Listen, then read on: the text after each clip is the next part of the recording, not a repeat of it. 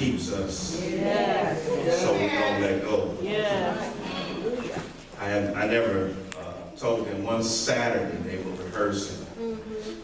And just feeling a little down, low on fuel.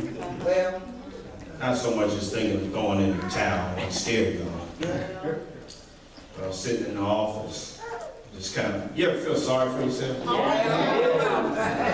I'm really sorry for yourself. And I was in myself, in my feelings, really feeling sorry for myself. And I heard them, I think it was when they first started practicing that song. And I was so glad they didn't come in my office because I teared up so bad, man. I was like, wow. I almost came in and just sat in the back and listened. But man, but Sister Gail, I don't know if she's left, but you know, oh, there you go. I can't see here nor there today. Hey, I got another pair of glasses right here on standby in case you need to come.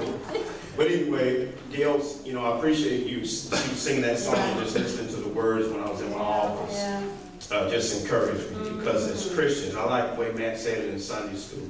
What makes us think that this life, even as Christians, is going to be smooth sailing? And it's not always so. And so, but God keeps us. When you feel like letting go, He won't. Amen. Amen. thank you, Lord. I took the liberty today to print out the scriptures for you. That's the little nice gold sheet that you have in your just printing out the scriptures for you, because I know since we're going to do a part of Luke and then a part in John 21, instead of waiting for you scrolling in your phones and in your iPads and stuff. Anyway, I took the liberty to do that. If you would stand with me as we honor the Word of God, and we're going to look at Luke chapter 22, verse 31 through 34, and then 54 through 62. And then we'll look at John 21, 15 through 17.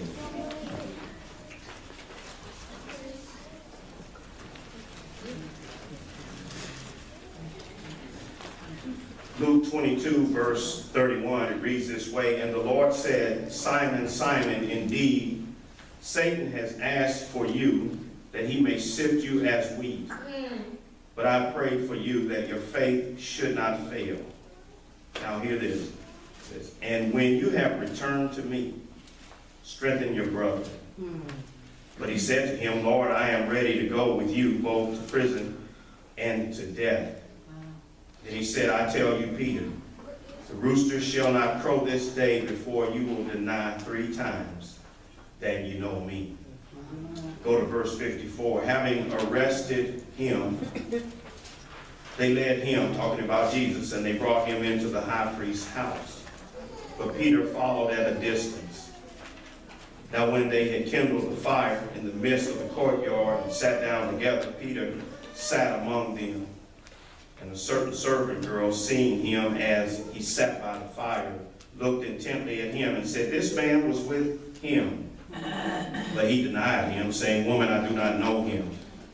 And after a little while, another saw him and said, 'You also are of them.' But Peter said, 'Man, I am not.' And then after about an hour had passed, another confidently affirmed, saying, 'Surely this fellow also was with him, for he is a Galilean.' But Peter said, 'Man, I do not know what you are saying.' And immediately, while he was still speaking, the rooster crowed. The Lord turned and he looked at Peter. Then Peter remembered the word of the Lord, how he had said to him, 'Before the rooster crows, you will deny me 3 times.' So Peter went out and he wept bitterly." All right. Then John 21, verses 15 through 17. "And so when they had eaten breakfast, Jesus said to Simon Peter, 'Simon, son of Jonah, do you love me more than these?' He said to him, 'Yes, Lord, you know that I love you.' He said to him, 'Feed my lambs.' He said to him again a second time, 'Simon, son of Jonah, do you love me?' He said to him, 'Yes, Lord, you know that I love you.' He said to him, 'Tend my sheep.' He said to him the third time, Simon, son of Jonah, do you love me? Peter was grieved because he said to him the third time, do you love me? He said to him, Lord, you know all things. You know that I love you. Jesus told him, feed my sheep. All right. This morning, just for a little while, I want to speak to you from this thought. God will never give up on you. All right. All right. God will never give up on you. Amen. How easy it is for us to give up on somebody. Amen. Come on, Pastor. When they have wronged us, disappointed us, failed us, maybe even displayed a character flaw to us. Yes. It's easy for us to give up on them. You know what we usually say after somebody that made us mad, done us wrong, or shown that they not all that. We'll say, I ain't fooling with them no more. Because they ain't about nothing. That's how we do. Right. Yes, it is, Pastor. But with the Lord, with God, it's totally different. Yes, it is. Think about it before you shout. Think about the many times you said, Lord, just get me out this time. I'll serve you forever. Lord, just don't let the hangover last as long as it did last time, Lord. I'll go to church in the morning.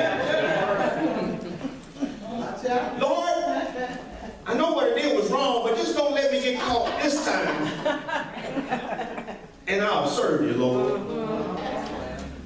And then when God shows up and delivers us through whatever your scenario or whatever your situation is, God delivers us, and then we ain't spent 5 minutes in God's blessing of grace and mercy that we done forgot the vow that we said we was going to give to God. But the thing about it is, if it was you or me, I'd give up. But God doesn't give up on us. And he keeps on pursuing, and he keeps on chasing after you, and he keeps on chasing after me. And you know how I know that? Because there's so many imperfect people in the Bible. The Bible, y'all sanctified this morning. Before I come, they sanctified when they cry. There's so many imperfect people in the Bible.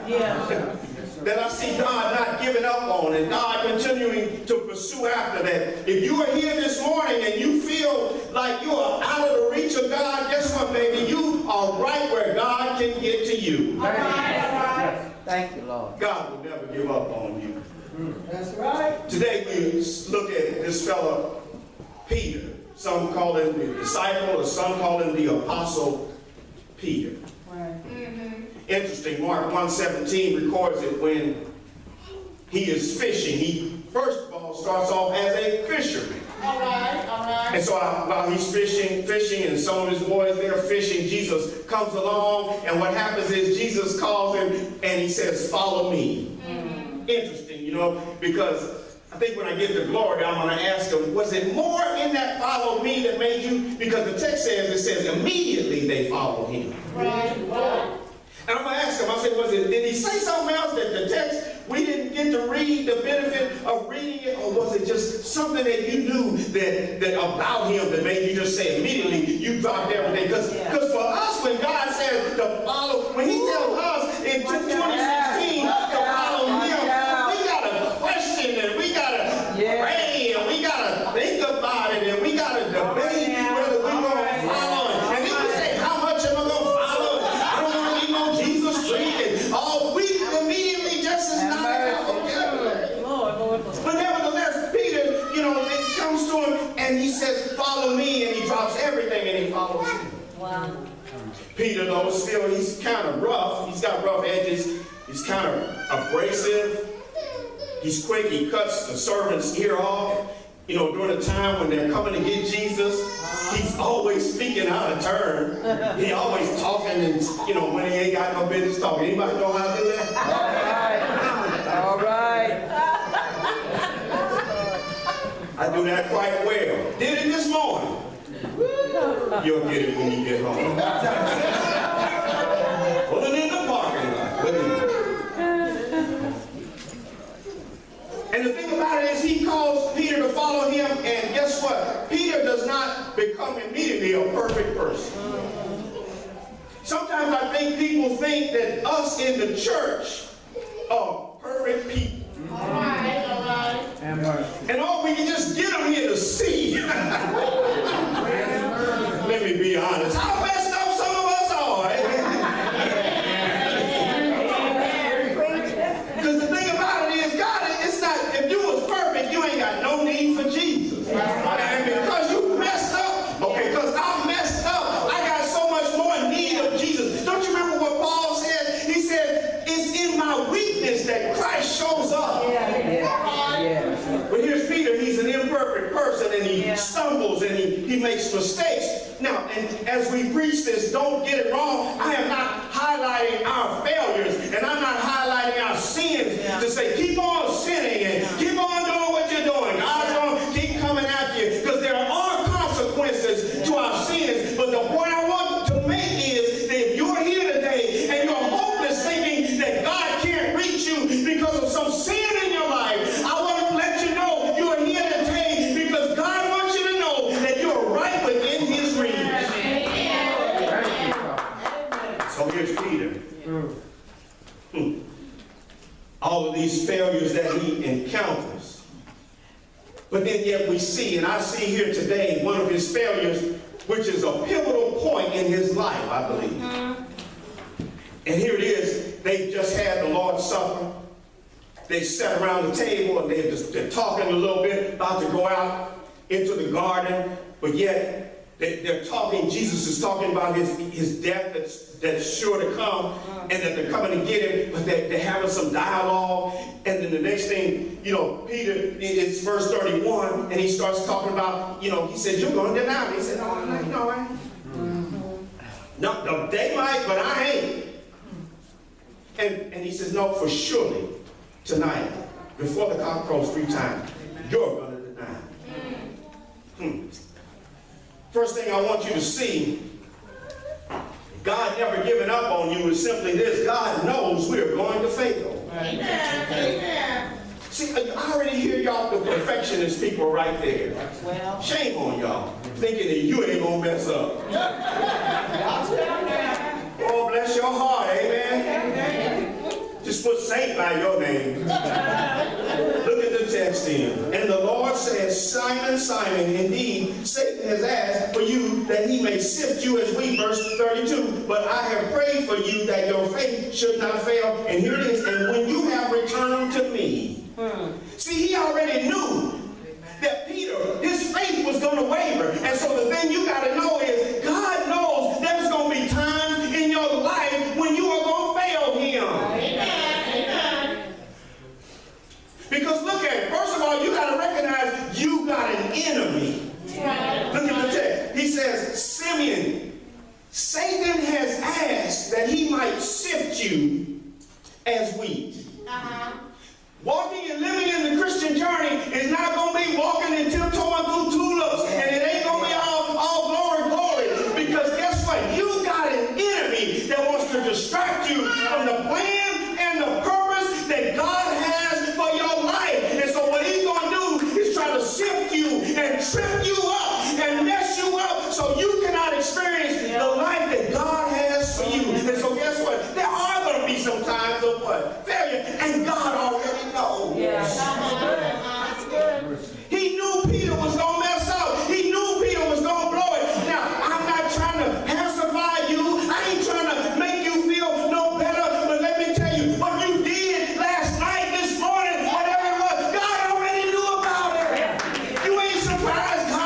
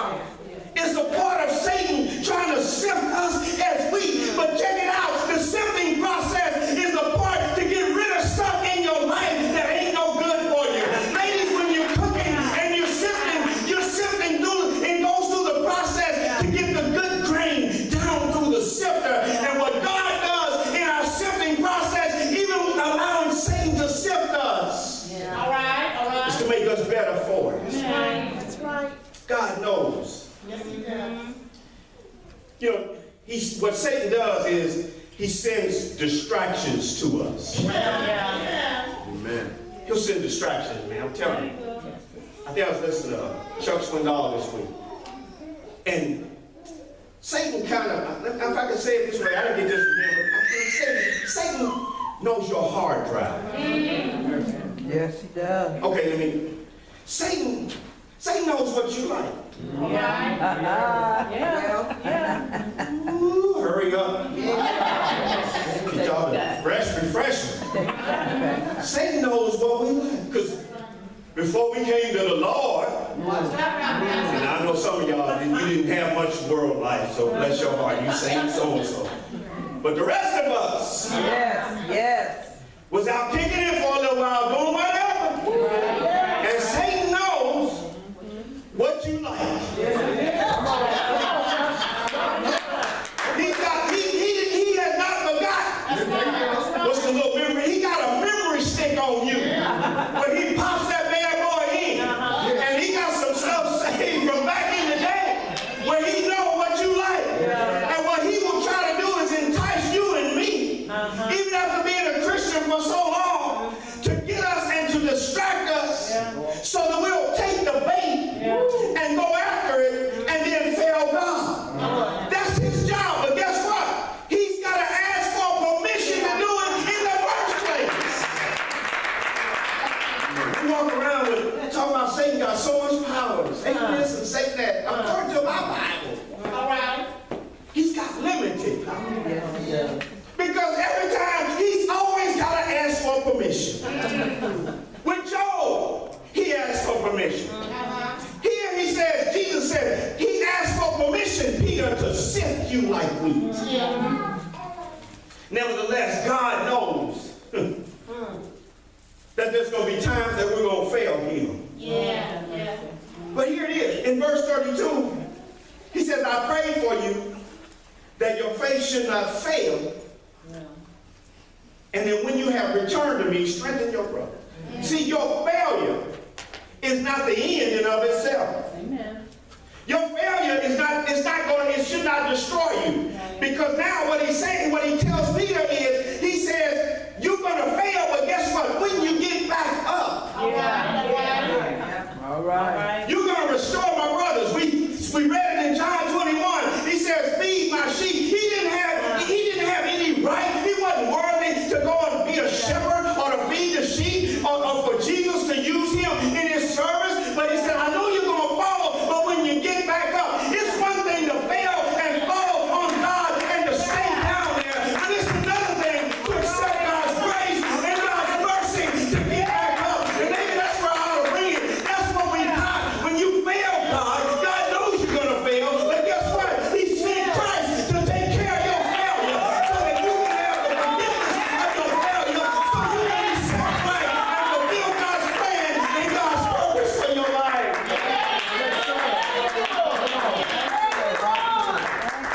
Thank you, Lord. Thank you. Yes. And I had a day off. I am so winded up here. That birthday finally kicking in on you, man. Yes. All right. Isn't that good news? That's why we rejoice. Paul says, oh wretched man that I am, who will rescue me from this body of death? And then he goes on and he says, Jesus Christ. Thank you. You ain't got to get it all together. That's right. I always tell you that. You ain't got to get it all together Yes.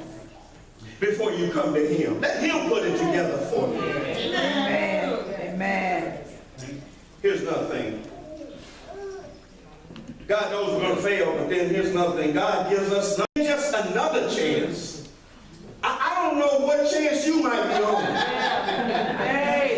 You might can put your number, you might can put a number in there if you can count that high. Yes, sir. God doesn't just give us another chance, but he gives us many more chances to get right, amen, and to serve him. That's because he loves you and me. He loves us so much. Amen.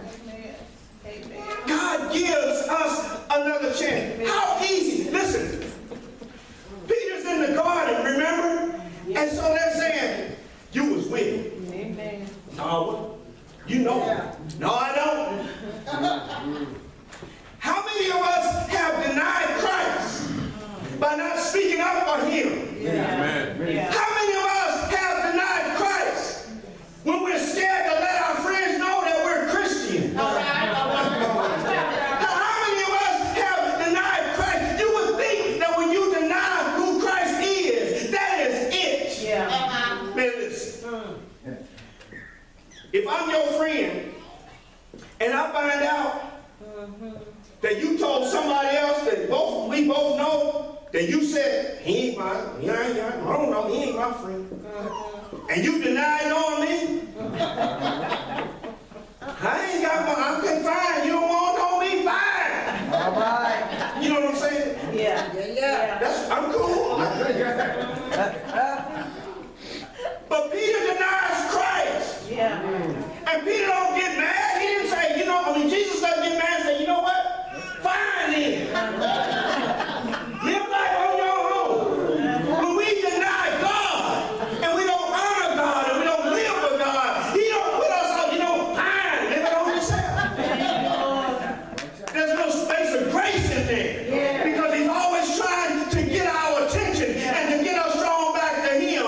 And that shows me God don't never give up on me. Thank you. So here it is. Let's get back to the text.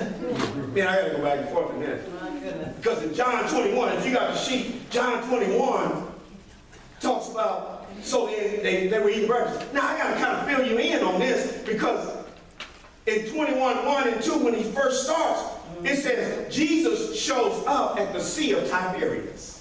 Okay. And here, this is what happened. Peter denied Christ.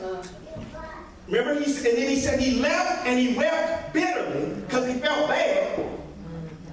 And then what does he do? He went back to fishing. All right.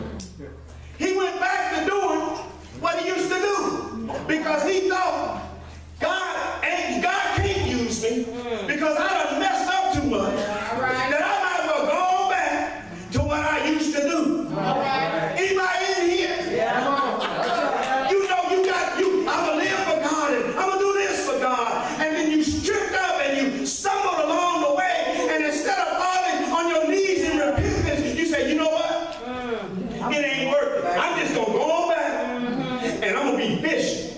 Well, guess what? When God gives you another chance, God shows up. He shows up on the Sea of Tiberias right where Peter is. And so now, after this, and Peter don't even recognize him. Somebody said, hey, have you caught anything? All right. No. They don't know. But later they see that it's Jesus. And then in verse 15, Jesus says to Peter, do you love me? 3 times. He gives him the opportunity. Do you love me? Yeah. Now, man, we can go back and forth with the agape love. Yeah. Because when Peter responds, he says apoleo. He just gives the brotherly love. And we're not going to argue that today. Here's the point. Is restoration and renewal takes place in John 21:15-17. It takes place as a result of what happened in Luke 22, where he had denied him, 3 times. And now he asks him 3 times. And what he does is he restores him and he gives him another chance and another opportunity, even after he has denied who God is. God is in the business of renewing and restoring every last soul that's in this building. From good to bad, God is in the business. Yes, he is. Yes, he is, God. Amen. Thank you, Lord. Not kicking you down. Yeah. We're not here to kick you down. Tell you what you ain't doing. Yeah. Forgive me for pointing. But, we're not here to do that. Yeah. We're here to simply point out that if it hadn't been for God's grace Yeah. and God's mercy, Yeah. Where would we be? where would we be? But what he does is, God never given up on us. He gives us another chance after our failure. Yeah. He restores him, but then he recommissions him. Okay. Because after he tells him, he says, feed my lambs, feed my sheep, And so he's got something for him to do. Yeah. Guess what? God has something for you to do. Yeah. It doesn't have to be preaching. It doesn't have to be being a deacon. Yeah. But God has something for all of us in here to do. And we have failed God. We have disappointed God. But through Christ we can be forgiven and restored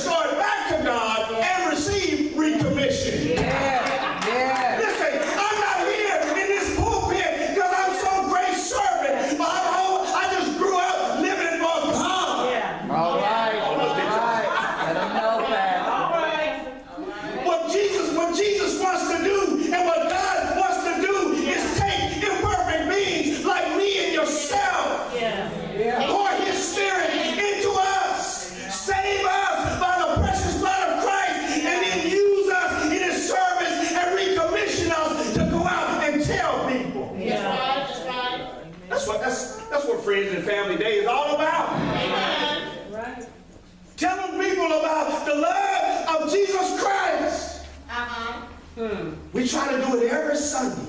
We've gone through Romans. We try to do that in the book of Romans. And by the way, come back for next week, Romans 8. Because the present suffering that we're experiencing right now is not comparable to the glory we're going to receive. Put that in there. Put that little mark in there so you come back. You're worried about the way things are. Come back next week. See how God's going to turn this stuff around. But anyway, today, He gives you and me another chance. He restores us. You know, restoration takes renovation.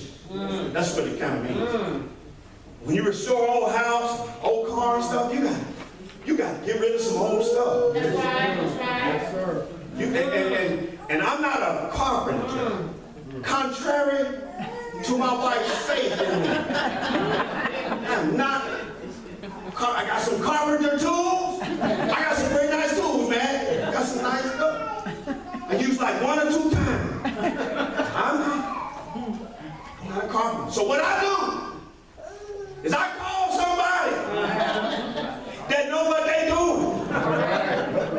If I got a renovation project or something needs to be done, instead of me looking at YouTube, buy another tool and try to fix it and all that kind of stuff, I'm good with that stuff. Man. I love my baby, but I'm going to get it done right. I'll hire a carpenter.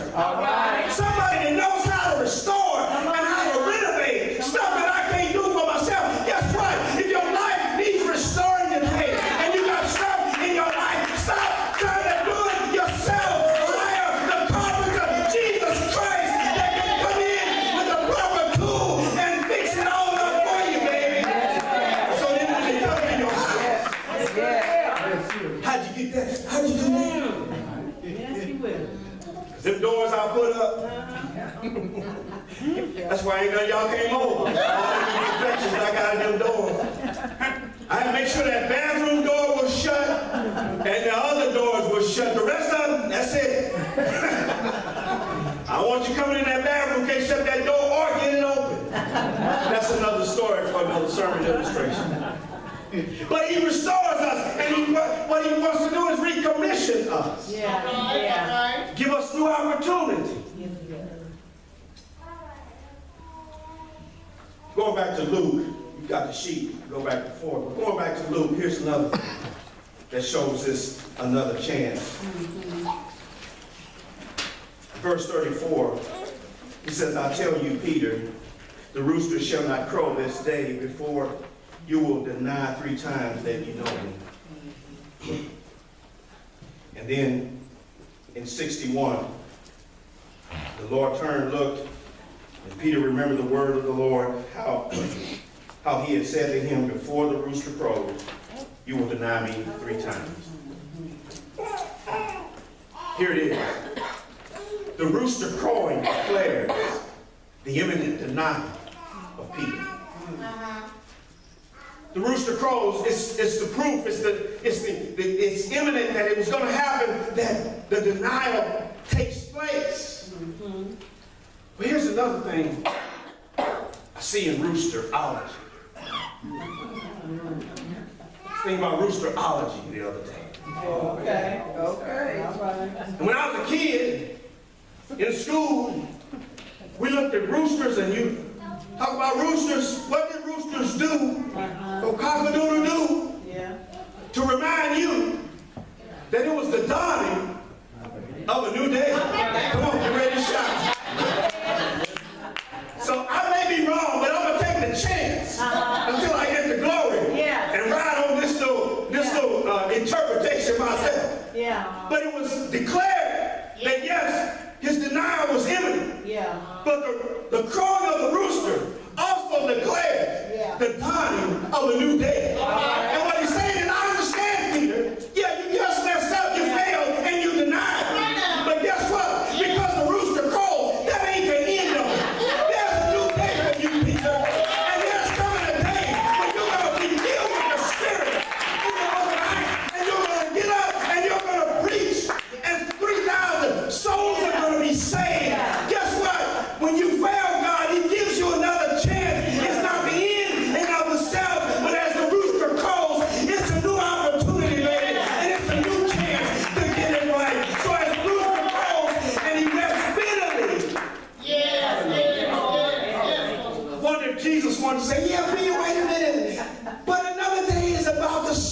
Yeah. That's another chance. Yeah. The last thing is this. After God knows we're going to fail, and after he gives us another chance, recognize simply from John 21, God comes to us in the middle of our failure. Again, you got to read the background, but Jesus shows up on the Sea of Tiberias. Okay. And he knew exactly where Peter was at. Amen. And he just shows up because he wants to restore him and he wants to bring him back. Right. And guess what? What God will do is he'll show up. Yes, he will. Yes, he will. Right where you are. Yeah. God has not forsaken you. Don't believe some of the stuff you hear on TV, or don't believe some of the stuff that is in your mind to think that God has forsaken you or God has turned his back on you. Yeah. Listen, God knows right where you are. Yeah. Sin and all. Yeah. Yes. Why do you think you feel so bad? Why do you think you feel guilty? Yeah. I mean, you know, I don't know, maybe you don't. Some people do stuff and don't bother them. But when God shows up, Peter hides himself. Right. In this text, in John 21, he hides himself because he's embarrassed and all that kind of stuff. Guess what? God will show up right where you are, right in the middle of your mess. You think he won't? Oh, 2,000 years ago. Yeah. Come on. Yes, he will. On a hill called Calvary. All right. It was a mess. One day. And it said the sun had refused to shine. And it was a mess. It looked like God wasn't going to show up. They unjustly accused our Savior. And here it is. They crucified him unjustly, yet for the purpose of my salvation and your salvation. But guess what? Even in the midst of that, God showed up. Because Jesus Christ died and he was put in the grave. But 3 days later, God showed up. Because he knew exactly where we were in the midst of our sin. And Jesus Christ had to pay the price. God never gives up on us. And maybe, you know, you can disagree with my theology on that, that's fine. But I'm going to err on that side of it to try to get people to God. Because if I come up with a theology and say, you've done so much wrong, God can't get to you. God knows exactly where you are. I'm going to go with this. One of my favorite illustrations. Nothing. I think God bless man with technology to come up with this GPS system so us preachers can have this illustration. All right. Because I remember the first time I did it, and I heard other people do it. I'm just But GPS systems, man, they remind me about the grace and mercy of God. We're coming back from somewhere, I can't remember, we're coming back. We had set the GPS system, and then we decided to turn off and to get off, and I forget where we were going, I think it was in St. Louis somewhere, I can't remember. And we decided to get off and go to Sweetie Pie's, maybe that's what it was. So it's on our little vacation. So we decided to, get off. And so the thing that happens is when you make a wrong turn on the GPS, y'all know, when you make a wrong turn on the GPS, for a little while, it'll be a moment of silence. You make a wrong turn, they told you to keep straight on this road, but you make a wrong turn, and you know you made a wrong turn, and then for a little while, it's kind of silent. Right. Ain't talking to you, ain't saying nothing to you. But then, after that moment of silence, guess what happens? It comes back on. And it says like recalculating or readjusting or something like that. And so what it starts to do is you made a wrong turn, but it says recalculating and readjusting. And then guess what? It says 500 feet. Make a U-turn.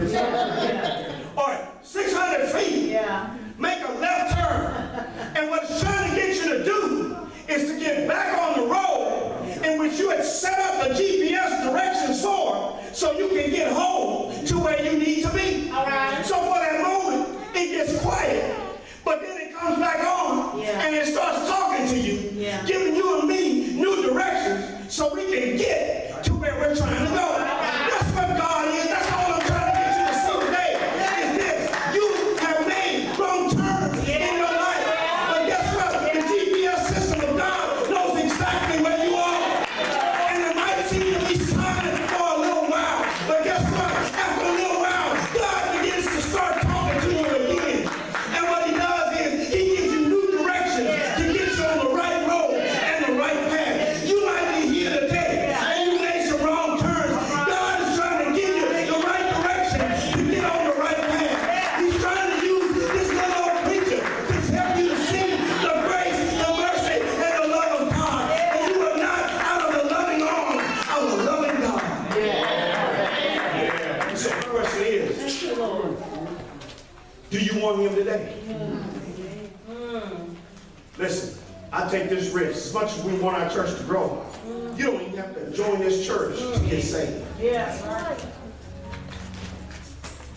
So first and foremost, it's the idea of you just knowing how to be saved. Yeah. Amen. Now, if you decide, yeah, this is a cool place, then praise the Lord too. Amen. First and foremost, I'm concerned about your soul.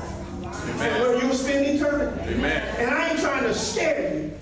But listen, humanity has been made with a vacuum. And the only thing that can fill that vacuum is the presence of God. Amen. Because money won't do it. Prestige won't do it. All right, all right. Good looks, as you can see, it's not the same. Hair leaves, turns white.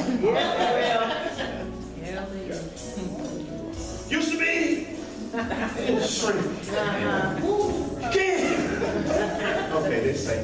You can't trust in anything other than the presence of God in your life. So if you're here this morning and you're not sure whether you know the Savior, you're not sure, and you want to know, listen, by you going back to talk to me does not make you say you're joining this church. All you're trying to do is see how you can get saved. Now, we'll explain salvation, we'll pray with you, but then guess what? We'll encourage you, whether it's this church or another, to get involved in a church. Because you need that to be strengthened in fellowship. So here's the question. We're going to pray. Do you have a relationship with him? Let's pray. Father, we thank you for the word today. And Lord, I thank you for the testimony of Peter that lets us know, Lord, that we are never too far from the hand of your mercy. I thank you for the testimonies that are in your book that teach us, Lord, that you work in and through imperfect people. We know we're not to stay in our sin and to wallow in it. God, we know we made some mistakes. We're grateful, Lord, that you'll give us another chance. You'll forgive us and clean us up. Put us on the right road, Lord, so that we can experience the purpose and the plan that you have for our life. So, Lord, if somebody's here today, they don't have that relationship with you, Lord, I'm praying this morning, Lord, that you'll help them to come into that relationship. Help them to know it ain't about church membership, but it's about being part of the universal family of God. Touch hearts today, in Jesus' name. Every head bowed, every eye closed. Are you here this morning